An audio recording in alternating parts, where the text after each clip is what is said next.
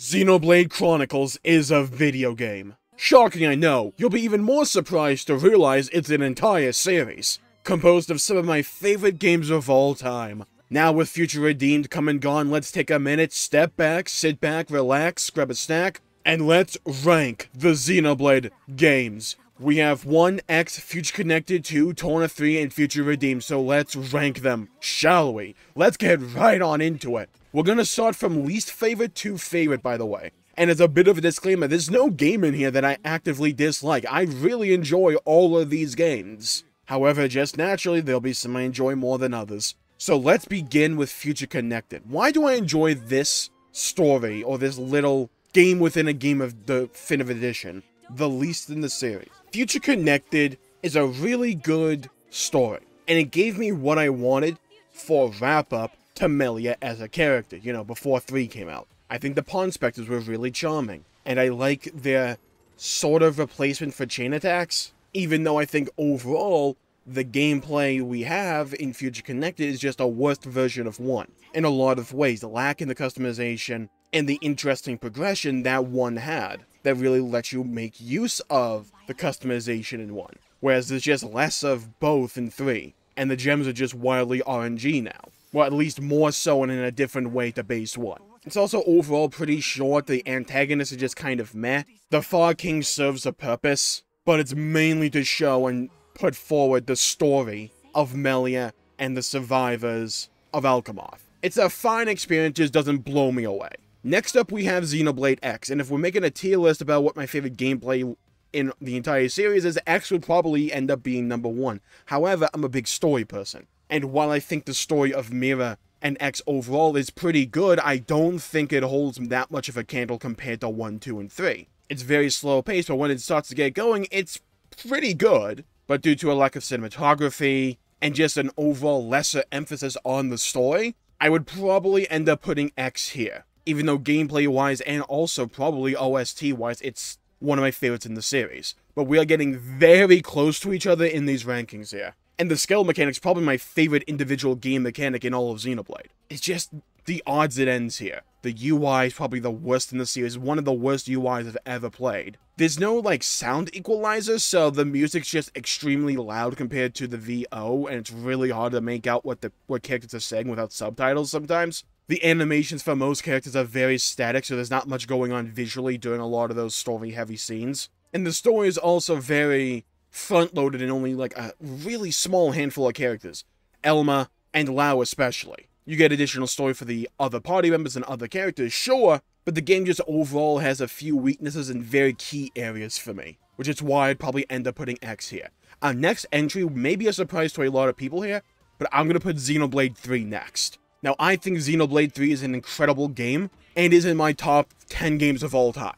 I love Xenoblade 3. However, the reason I'm putting it here, compared to what comes after, is for a few key reasons. One is the combat. I love swapping between party members, and I love the chain attack system of Xenoblade 3. My main issues, I think the interlink mechanic is not as fleshed out as I would like it to be, say compared to, say, the skill mechanic, which function in a similar role as to giving you this buffed up version of yourself with new abilities and new arts. But I think skills were just more in-depth, customizable, and enjoyable overall compared to interlinks, which you can only use in the combat. And even then, most of them felt rather one-dimensional to play, where you just spammed one button. There wasn't a lot of interesting gameplay wrapped up with the interlinks, in my opinion. I think Senna's is the standout just because you can spam slappy hands or giant hammers. That was objectively cool to me, but the others just felt very slow and monotonous. But Uni's was pretty nice because you had that resurrection and the heal, which came in clutch. So they all had their own place. I just wish they fleshed out that system a little bit more. I also wish there was more of a synergy or flow going from the regular combat flow into the chain attack system.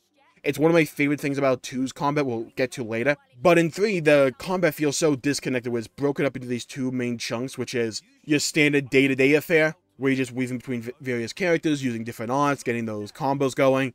And then you hit the chain attack button, and it's almost completely different, as if nothing you did up to that point matters all that much, unless you put an enemy into, like, break or topple or something. I'm also not a fan of the tank design in this game overall. I feel it's very one-note, whereas there's so much variance in customized and different play styles for the healers and DPS, or attackers in this game, which I really enjoy. They are really thought out, they have their own places, they all bring something unique to the table, gameplay-wise, to vary up the experience, whereas I just didn't get that from the tanks a lot. I also think the game suffers from a pacing issue from Chapter 6 onwards, whereas you get out of Agnes Castle, and then it's just weird fetch quests intermixed with really killer story events, like in Nia's Castle bit, or in Origin, but I wish there was just more there. It kind of requires you to go do side content. If you do that, sure, that's cool and all, but I wish there was some more main story to expand on certain characters,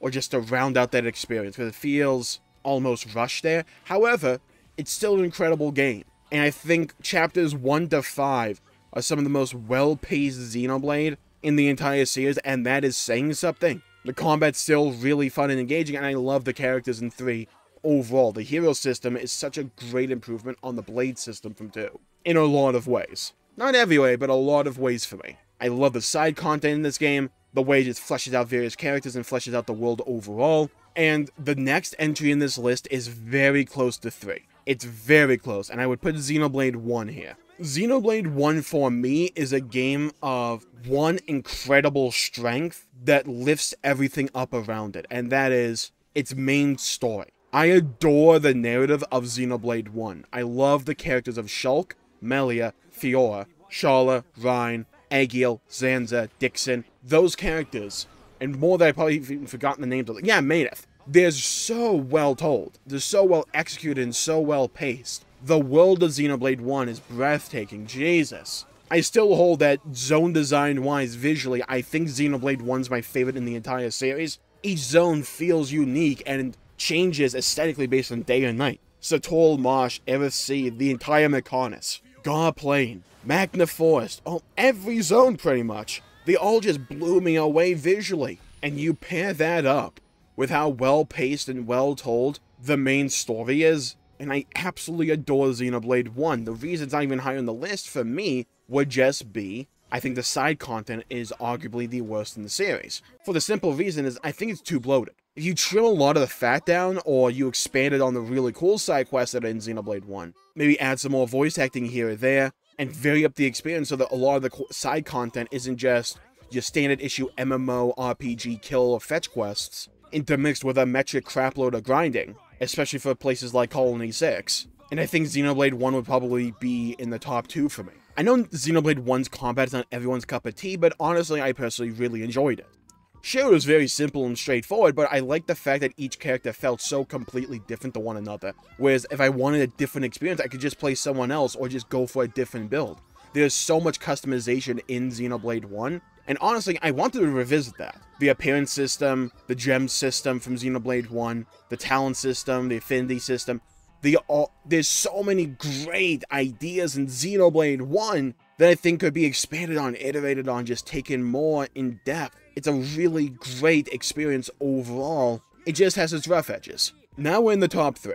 And this next one may be recency bias, but I'm putting Future Redeemed here. Future Redeemed is a dang near perfect send-off for this entire Klaus saga of Xenoblade games. The gameplay is very much in line with Xenoblade 3, but they expanded the customization and the progression to make it an overall more engaging experience for me personally. I love the world design, the world exploration. The affinity point system is absolutely brilliant in terms of progression, in terms of incentivizing the player to explore the open world, and the open world is paced in such a way where you find pretty much something anywhere in the world so long as you're willing to look. It doesn't feel bloated. I think overall it's extremely well paced, even though I wish there was a bit more here. And seriously, I think Future Redeemed has some of my favorite music in the entire franchise. Jesus, it's so good. And I've really come around to the ending, which I'm thankful for. Look, all I needed was just Chatosaurus Rex and Sigma Shulk, just the dream team going around and stomping on people, and I pretty much got that for the main game of Future Redeemed. And everything around it was such an interesting